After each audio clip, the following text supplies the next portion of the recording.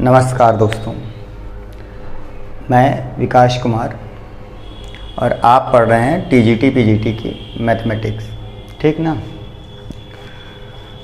TGT PGT GIC LT SSC जो भी competitive exams है उसकी बेसिक स्ट्रक्चर की मैथमेटिक्स अभी हम पढ़ रहे हैं। इस क्रम में आज का हमारा जो टॉपिक है वो है प्रोबेबिलिटी। ठीक, प्रोबेबिलिटी एक बहुत ब्रॉड एरिया है। मैंने पहले भी बताया है कि बिना परम्यूटेशन कॉम्बिनेशन के प्रोबेबिलिटी लगाना मुश्किल काम है। ठीक, तो आज हमारा टॉपिक है प्रोबेबिलिटी। मान के चलता हूँ कि आपको प्रोबेबिलिटी का जो बेसिक है वो आता है, यानी क्लास 10 तक की प्रोबेबिलिटी आती है। जिनको क्लास 10 की प्रोबेबिलिटी नहीं आती है, यानी प्रोबेबिलिटी ना के बराबर आती है, उनके लिए क्लास 10 की प्रोबेबिलिटी वाला मेरा वीडियो है, उसकी लिंक मैं डिस्क्रिप्शन बॉक्स में दे रहा हूँ, आप वहाँ से देख लीजिए। और हाँ, जिनको कोई डाउट प्रॉब्लम है उनके लिए टेलीग्राम चैनल है मेरा, अपने सारे डाउट प्रॉब्लम आप चैनल पर सेंड कर सकते हो, उसकी लिंक भी डिस्क्रिप्शन बॉक्स में है। ठीक, तो जब आप वीडियो देखा करें तो कम से कम अपने फ्रेंड्स को सजेस्ट किया करें देखने के लिए, और इसको आगे भी प्रमोट करें। ठीक, चैनल का विस्तार हो सके तो ज़्यादा मज़ा भी ज़्यादा आएगी पढ़ाने में। नहीं तो इस तरह अगर 2 ही 4 लोग देखेंगे तो क्या होगा भाई, क्यों पढ़ाएंगे, है ना। तो अगर ज़्यादा से ज़्यादा लोग देखेंगे और आप जो सुझाव हैं, चूँकि मैं पहली बार ऑनलाइन पढ़ा रहा हूँ वीडियो पे यूट्यूब पे, तो अगर आपके कोई सुझाव हैं कि या मेरे पढ़ाने में कोई दिक्कत है तो वो सुझाव आप कमेंट में दे सकते हैं। ठीक है, चलिए तो अब हम शुरू करते हैं प्रोबेबिलिटी। मैं ये मान के चलता हूँ कि आपको क्लास 10 की प्रोबेबिलिटी आती है। ठीक, मैं क्लास 10 से ऊपर के लेवल की यानी 11th 12th और ग्रेजुएट लेवल की प्रोबेबिलिटी के क्वेश्चंस डिस्कस करूँगा। प्रोबेबिलिटी में बहुत ढेर सारे कॉन्सेप्ट्स होते हैं। ठीक, प्रोबेबिलिटी होती क्या है, पॉसिबिलिटी होती है।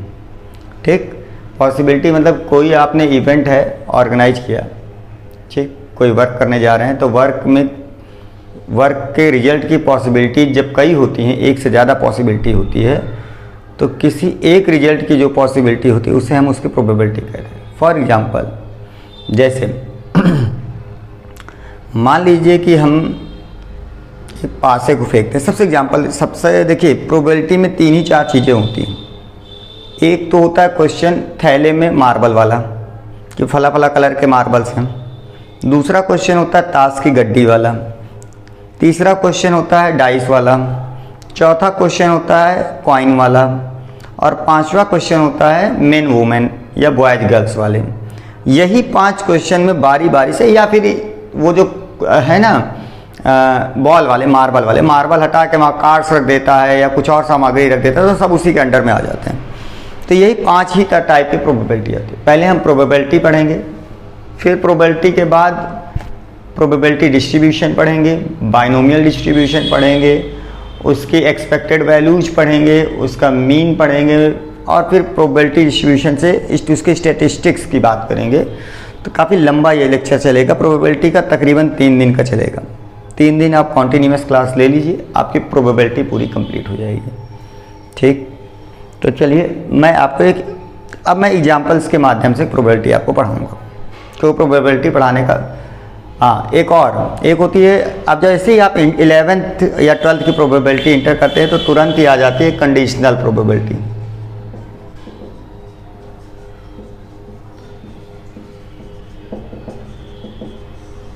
कंडीशनल प्रोबेबिलिटी क्या होती है, कहता है if A and B are 2 events of a sample space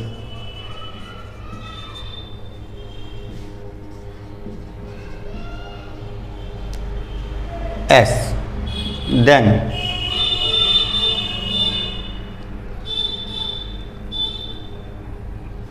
if A occurs, या इस तरह से लिखो, then the probability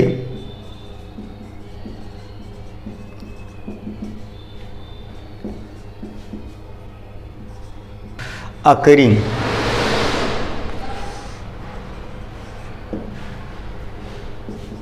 the event B if it is known that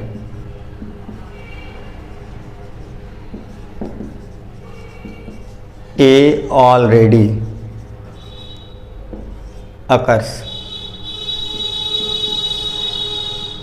is denoted by। देखिए क्या कह रहा है, ये कह रहा है कि ए और बी दो इवेंट हैं, एक ही सैंपल स्पेस के इवेंट हैं।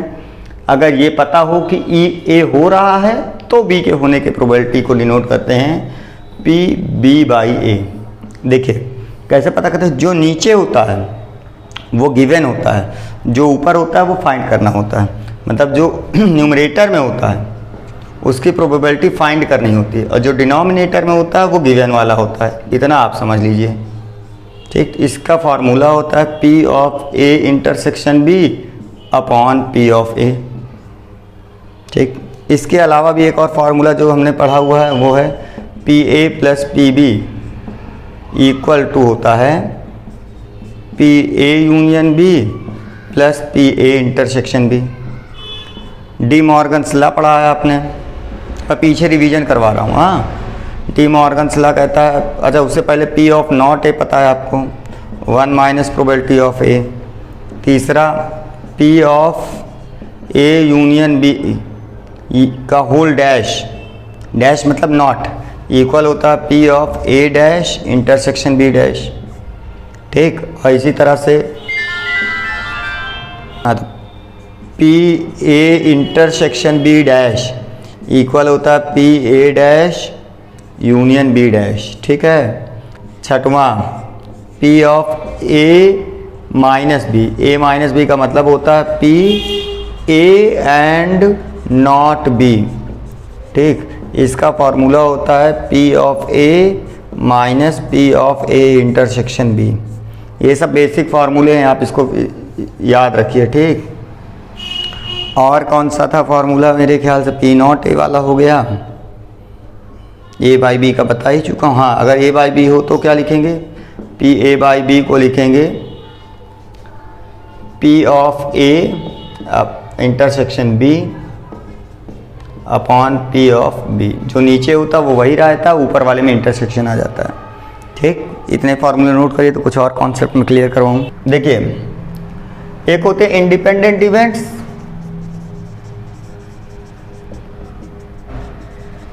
और एक होते हैं म्यूचुअली एक्सक्लूसिव।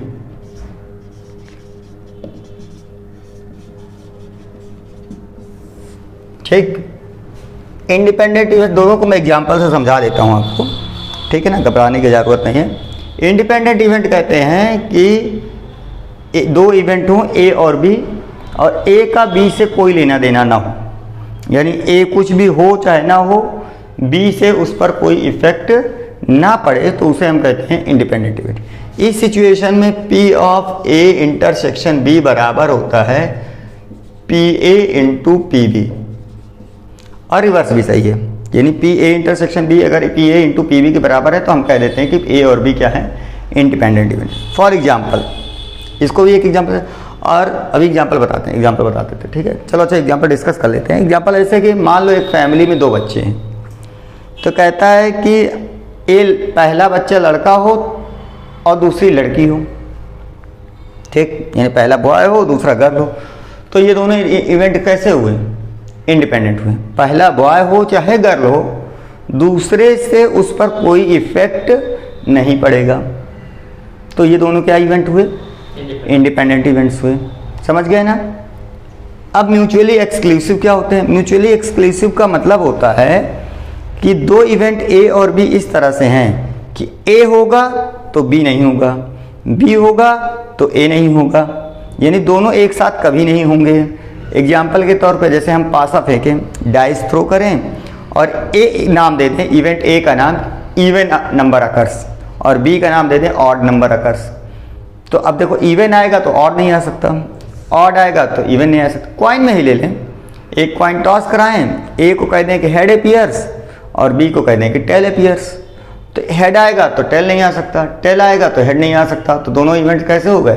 Mutually exclusive. और इस सिचुएशन में P of A intersection B equal to होता है क्या? 0। ठीक, इंटरसेक्शन का मतलब क्या होता है? A इंटरसेक्शन B का मतलब होता है A एंड B, ध्यान दीजिए। और A यूनियन B का मतलब होता है A और B। ठीक, A माइनस B का मतलब होता है A एंड नॉट B। ये सारी बातें आप ध्यान समझ लीजिए। ठीक, एंड जब आता है तो एंड को मैंने कल भी डिस्कस करा है, एंड में मल्टीप्लाई होता है। मैथमेटिक्स कहती है कि मल्टीप्लाई करवाइए। और जब और आएगा तो वहां पे क्या होता है? ऐड करवाना होता है, एडिशन होता है। ठीक, बेसिक कॉन्सेप्ट है ये। तो इतनी बात क्लियर हो गई। चलिए, और जो भी बातें हैं प्रोबेबिलिटी का भी तो बहुत सी बातें, अभी बेस थ्योरम है, बायनोमियल डिस्ट्रीब्यूशन है, ठीक है ना, बहुत सी चीज़ें हैं। प्रोबेबिलिटी बता रहे हैं, बहुत ब्रॉड है और सारा आपके सिलेबस में है टीजीटी में। तो आपको जैसे जैसे क्वेश्चन आते जाएंगे उनके कॉन्सेप्ट्स मैं आपको बताता जाऊंगा। जो कॉन्सेप्ट नहीं बताए होंगे वो मैं क्वेश्चन के बीच में बता दूंगा। ठीक, लेकिन ये जितने बताए ये तो बेसिक है, फंडामेंटल है, इसको आप समझ लीजिए। ठीक, चलिए आइए एक एग्जांपल देखते हैं। तो एक सिंपल एग्जांपल से शुरू करते हैं। इस एग्जांपल को देखिए, पी ए गिवन है, पी बी गिवन है, ए इंटरसेक्शन बी है और P A by B question mark है। तो ये एक लाइन का क्वेश्चन है। देखो मैंने अभी वही फार्मूला बताया, A by B equal to होता है P of A intersection B upon P of B.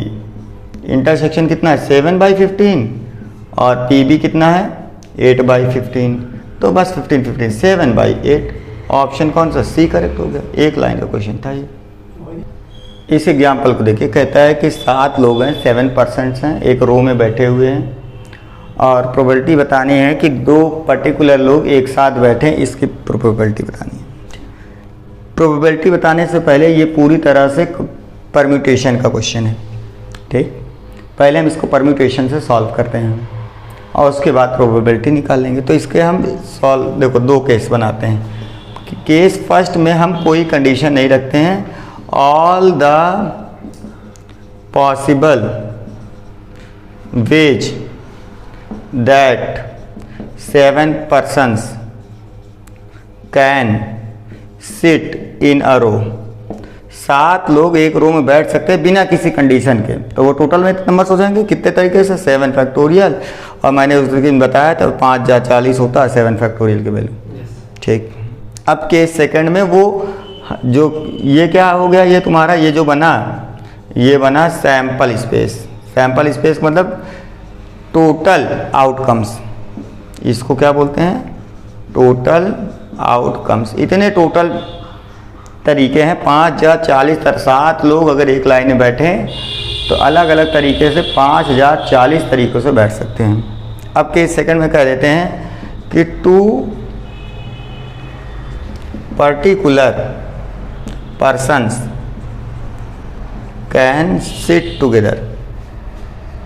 persons sit together।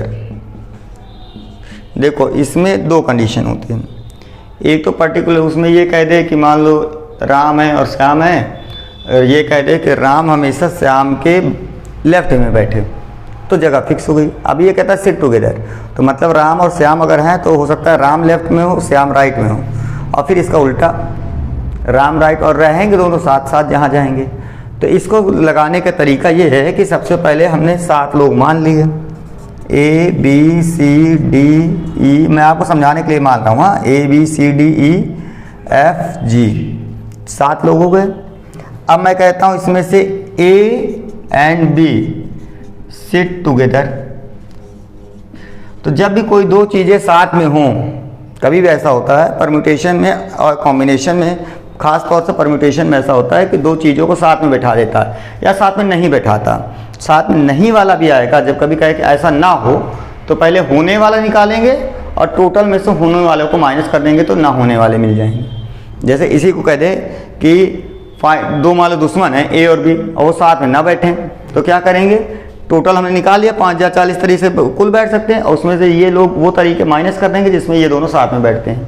ठीक। तो पहले हमें तो निकालना ही पड़ेगा दोनों साथ में बैठे। ऐसी कोई भी सिचुएशन हो जब कोई दो ऑब्जेक्ट्स या कोई दो पर्सन साथ में बैठते हों तो उन दोनों को आप साथ साथ रख लीजिए।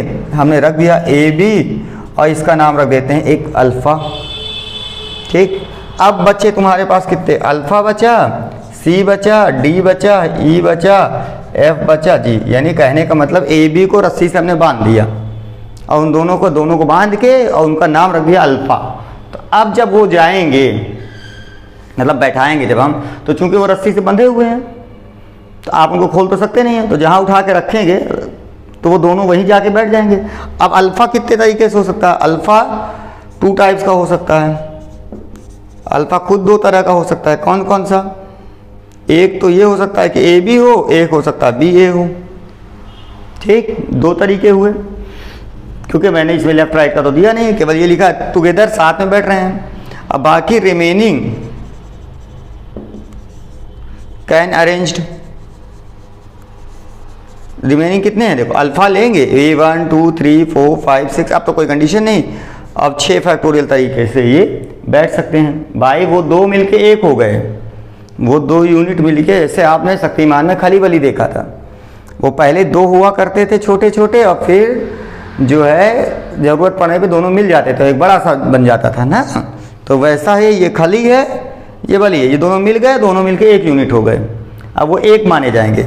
तो कभी कभी हम गलती क्या करते हैं कि उन दोनों को 1 यूनिट बनाते तो है, फिर उनको ऐड नहीं करते हैं और 7 में से 2 माइनस करते 5 हो जाता है, ये गलती है। 2 मिलके 1 हुए तो 2 हटेंगे 1 आएगा, तो 7 में से 2 हटे 5 और 1 आ गया उसकी जगह बड़ा वाला। ठीक, तो ये गट्ठर बन के ये अल्फ़ा आ गया। तो अब बचे कितने, 6 फैक्टोरियल। 6 फैक्टोरियल का मतलब मैंने कल बताया था, याद रखा करो यार, कितना 720। अब फंडामेंटल प्रिंसिपल ऑफ काउंटिंग लगाएंगे, तो मैं इसको शॉर्ट में लिख देता हूँ। फंडामेंटल प्रिंसिपल ऑफ काउंटिंग से टोटल वेज 2 तरीके से, अल्फ़ा कितने तरीके का, 2 तरीके का, और अल्फ़ा को लेके ये कितने तरीके से बैठ सकते हैं, 720। तो टोटल हो गया 2 × 7 720 करवा लें तो 1440 1440। तो ये वो तरीके हैं जिसमें 2 पर्टिकुलर लोग साथ में बैठेंगे। ठीक, और टोटल तरीके कितने थे, ये 5040। तो अगर हम इसकी प्रोबेबिलिटी निकालें, देखो यहाँ पे, तो प्रोबेबिलिटी कितनी हो जाएगी, 1440 बाई 5040, ये 0 0 कैंसिल हो गया। ठीक, इसको काटते हैं, किसे काटें, 3 से काट देते हैं, और किसे कटेगा,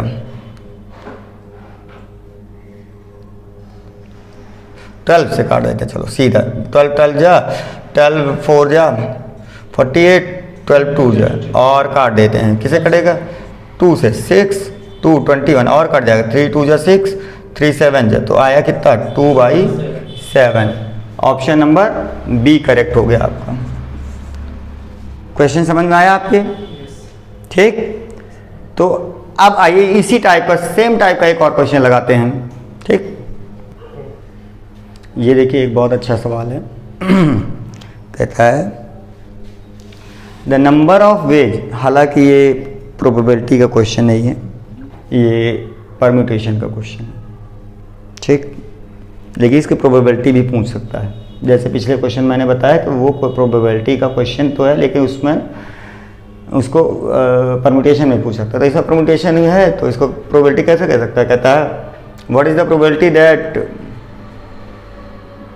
the 2 females are not sit together if 5 male and 2 females are seated in a row। ठीक, तो बिल्कुल वैसे टाइप का क्वेश्चन है, बस इसमें नंबर ऑफ वेज तक ही केवल पूछ रहा है। प्रोबेबिलिटी में डिवाइड करना पड़ता है, यहाँ डिवाइड नहीं करना। तो देखते हैं क्या लिखा है।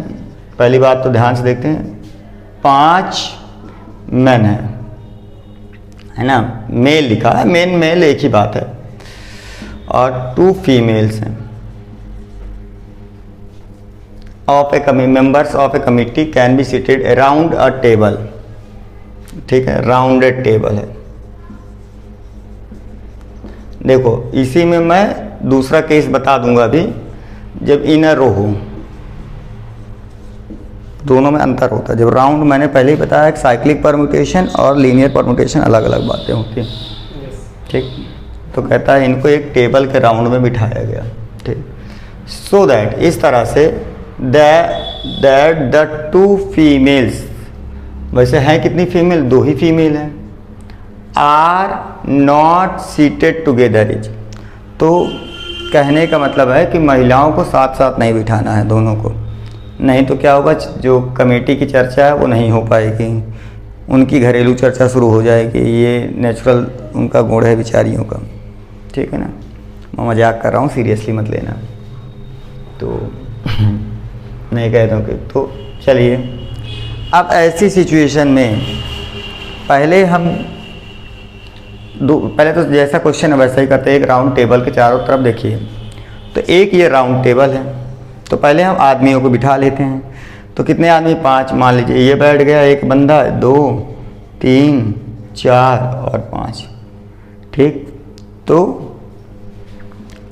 5 men can sit around a table by, कितने तरीके से बैठ सकते हैं। मैंने बताया था साइक्लिक परम्यूटेशन की परसों नरसों वाली, जिस दिन परम्यूटेशन कॉम्बिनेशन शुरू किया उस दिन वाली क्लास आप लोग लेंगे। 2 दिन पहले वाली क्लास में ये बात मैंने बताई कि जब लोग बैठते हैं साइक्लिक परम्यूटेशन से तो n-1 फैक्टोरियल होता है, तो 5 - 1 फैक्टोरियल हो जाए, यानी 4 फैक्टोरियल, यानी कि 24, 24 तरीके से तो ये आदमी बैठ पाएंगे। अब आदमी बैठ गए, अब महिलाएं बिठानी हैं, तो महिलाओं को कहाँ कहाँ बिठाएंगे, तो महिलाओं को बिठाएंगे हम आदमियों के बीच में। एक ये जगह है, एक ये जगह है, एक ये जगह है, एक ये जगह है, एक ये जगह है। हम इन्हीं 5, देयर आर कितनी जगह है, there are 5 spaces between 2 men, ठीक, वेयर वुमेन या फीमेल कैन सिट। अब अगर महिलाओं को इन जगहों पे बैठाया हमने तो क्या होगा ये कि अलग अलग हो जाएंगी। भाई एक महिला यहाँ बिठा दी, एक यहाँ बिठा दिया, तो दोनों के बगल में एक मेल आ गया, एक यहाँ बिठाई, दूसरे को यहाँ बिठा दिया, ठीक। तो क्या होगा, तो इसको हम लगाएंगे डिब्बा वाले मेथड से, ये डिब्बा से समझ लो। तो फर्स्ट फीमेल कैन सिट, पहली महिला के कहाँ कितने तरीके से बैठ सकती है, तो उसके पास कितनी अवेलेबिलिटी है। भाई पहले आप 5 आदमियों को हमने बिठा दिया, अब एक महिला से कहा कि जाओ भाई सीट वो खाली है, जाओ कुर्सी खाली है, जाओ बैठ जाओ। तो कितनी सीटें हैं उसके पास, 5, तो वो कितने तरीके से चुन सकती है, 5 तरीके से, तो वो 5 तरीके से हो गई। जो सेकंड फीमेल है वो कितने तरह से बैठ सकती है। अब वो मान लो यहाँ आकर वुमेन बैठ गई, तो अब वो बेचारी के पास कहाँ जगह है, या तो 4 ही सीटें बची, तो वो 4 हो गई। तो इसके टोटल कितने हुए, टोटल वेज 9, प्रोडक्ट होगा फंडामेंटल प्रिंसिपल ऑफ काउंटिंग से, पहले कहीं भी बैठे दूसरे से उससे कोई लेना देना नहीं है। 5 × 4, ये गलती मत करिए, ऐड नहीं किया आता, 5 × 4 = 20। तो आदमी कितने तरीके से बैठ रहे हैं, 24 तरीके से। महिलाएं कितने तरीके से बैठ रही हैं, therefore they both can sit. Both का मतलब हुआ, मैं यहाँ पे बोथ में फीमेल और फीमेल की बात कर रहा हूँ। कितने तरीके से, 24 × 20, तो कितने तरीके से हो गए, 480। अब ये कह रहा है आर नॉट सीटेड टुगेदर, ध्यान दीजिए, ये तो वो तरीके हुए 480 जबकि 2 महिलाएं साथ में नहीं बैठ रही। हाँ ठीक तो है, आ तो गया, तो ये आ गया, नहीं बैठना तो पूछ रहा है ना, और हमने नहीं बैठना निकाला, ठीक है। तो 480, ये दोनों साथ में नहीं बैठी हैं, तो ऑप्शन कौन सा करेक्ट हो गया, ऑप्शन नंबर 1। अब इसी को हम देख लें, मान लीजिए इसी क्वेश्चन में हम ये कह दें कि वो एक लाइन में बैठे हैं, मतलब साइकिल में नहीं है, वहाँ पे जो टेबल है, टेबल हटा के वहाँ पे क्या कर दें हम, रो कर दें, ये मैंने बताया, ये अलग कंडीशन है, ठीक है ना। तो वही बातें हैं कि the number of ways in which 5 male and 2 female members of a committee can be seated a round table की जगह पर यहाँ पर लग दिया जाए क्या, in a row, so that 2 female are not seated together. तो इसको भी डिस्कस कर लेते हैं, यानी 5, मैं क्वेश्चन लिख देता हूँ, तो क्या हो जाएगा, 5 male and 2 female are seated in a row, ध्यान दीजिए रो में बात कर रहा हूँ, वहाँ सर्किल था, यहाँ रो है, इसमें दोनों में बहुत अंतर होता है। Row that two females not sit together. तो इसमें क्या करेंगे, इसको सॉल्व करते हैं। ठीक, क्या करेंगे, पहले 5 men can sit in a रो। 5 लोगों को हम रूम बैठाते हैं, कितने तरीके से, 5 फैक्टोरियल तरीके से बैठ जाएंगे वो। इसका मतलब 5 फैक्टोरियल का मतलब 120, 120 तरीके से।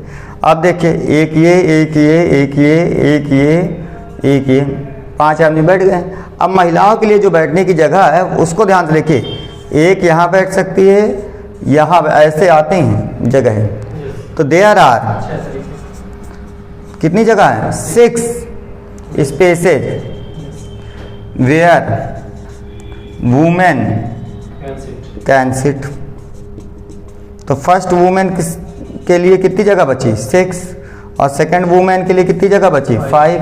ये कितने हो गए, 5। इनका मल्टीप्लाई करा दें तो कितना हो जाएगा, 6 5 30। टोटल वेज आ गए। मेंस कितने टाइप से बैठ सकते थे, 120, और महिलाएं बैठेंगी वुमेन 30 टाइप से। तो बात टोटल हो गया क्या, 3600। देखिए, टेबल के चारों तरफ बैठते हैं तो केवल 480 तरह से बैठ सकते हैं, अगर लाइन में बैठते हैं वही लोग तो 3600 टाइप से बैठ सकते हैं। ठीक, दोनों क्वेश्चन क्लियर हो गए, गुड। चलिए और देखते हैं आगे। देखिए, ये क्वेश्चन ना तो परम्यूटेशन का है, ना ही कॉम्बिनेशन का है, ना ही प्रोबेबिलिटी का है, फिर ये एक रीजनिंग का क्वेश्चन है। ठीक, अब आप रीजनिंग का कोई क्या होती है, जो मैंने कल ही ये बात बताई थी, तो जो रीजनिंग है वो उसके बहुत से क्वेश्चन तो परम्यूटेशन और कॉम्बिनेशन से ही निकल के आते हैं। तो ये अपने आप में एक प्योर रीजनिंग का क्वेश्चन है। एक ताश के बारे में कुछ बेसिक चीज़ें जान लें, क्योंकि वो प्रोबेबिलिटी में बहुत काम आएगा। प्लेइंग कार्ड्स, इसके 4 स्वीट्स होते हैं। 4 कौन कौन से होते हैं, एक होता है डायमंड, हार्ट, स्पेड और क्लब। डायमंड का स्ट्रक्चर ऐसा होता है, हार्ट ऐसा, हार्ट तो जानते ही होंगे सब, ये ऐसा होता है। स्पेड जो है वो ऐसा होता है, ठीक, और ये क्लब जो है ऐसे ऐसे करके होता है। हिंदी में इसका नाम होता है, डायमंड का नाम होता है ईंट का पत्ता, हार्ट वाला होता है लाल पान, या केवल पान का पत्ता कह देते हैं। स्पेड को हम कहते हैं, क्या कहते हैं स्पेड को, हुकुम। इसको हुकुम का पत्ता बोलते हैं और इसको चिड़ी बोलते हैं। ये उनके हिंदी वर्जन नाम। और सब में क्या क्या होते हैं, सब ये दोनों ध्यान से देखिए, ये दोनों रेड कलर के होते हैं, ये दोनों ब्लैक कलर के होते हैं। और हर एक सीट में, जैसे इसकी बात करें सीरियल सीट, सबसे छोटा 2 होता है, फिर 3, फिर 4, फिर 5, 6, 7, 8, फिर 9 और फिर 10। ये एक सीरियल है। सबसे छोटा पत्ता दुक्की कही जाती है, 2 का होता है। उसके बाद जैक आता है, क्वीन आती है, किंग आता है और फिर एस आता है। और ऐसा ही इसमें, ऐसा इसमें, ऐसा इसमें होते हैं। इसमें फेस कार्ड की बात करें तो 4 होते हैं। कौन, जैक में फेस बना होता है, क्वीन में फेस बना होता है, किंग में फेस बना होता है। S is not face card, S phase card नहीं है। इतनी बातें समझ ली आपने। तो चलिए अब इस क्वेश्चन को देख लीजिए। क्वेश्चन कहता है हाउ मेनी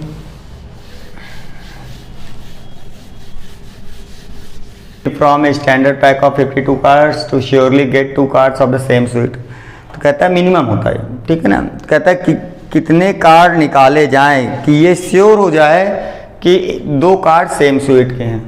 ठीक, हो सकता है 2 ही कार्ड आप निकालें और दोनों ही सेम स्वीट के हो जाएं, लेकिन ये हो भी सकता है, नहीं भी हो सकता है। यहाँ पे एक वर्ड लिखा हुआ है श्योरली, क्या लिखा है, ये श्योरली मतलब बिल्कुल श्योर है कि वो दो कार्ड एक ही स्वीट के हों। तो चलिए मान लीजिए पहला कार्ड हमने निकाला और इसकी पॉसिबिलिटी देख रहे हैं, मैं इसको डिस्क्राइब कर, पहला कार्ड निकाला और मान लीजिए कि वो डायमंड का निकल गया, ठीक। सेकंड निकाला वो हार्ट का निकल गया, थर्ड निकाला क्लब निकल गया, चौथा निकाला और वो स्पेड का निकल गया।